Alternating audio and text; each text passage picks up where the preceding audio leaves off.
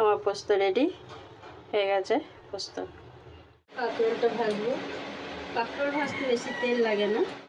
কাঁকরোল একটু নুন হলুদ মাখিয়ে রেখে দেবো। লবণ হয়ে গেল একটু ভাজা। আবার দেখা হচ্ছে খাওয়ার সময়, দুপুরে খাওয়ার সময় খাওয়া দেখা হচ্ছে।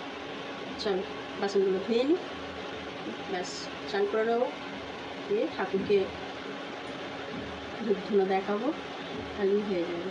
কেমন এখন আসছি। জামা কাপড় সব কাচা হয়ে গেল, নিজের স্নান করা হয়ে গেল, ঠাকুরকে পুজো দেওয়া হয়ে গেছে।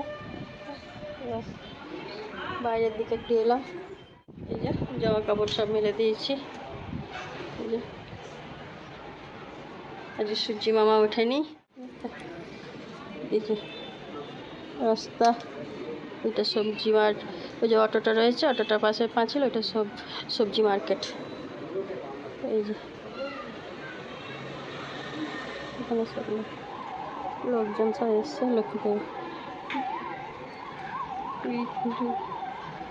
মেট্রো লাইন ওইটা, ওই যে ফ্ল্যাটটা দেখা যাচ্ছে, ওইখানে আছে মেট্রো লাইন।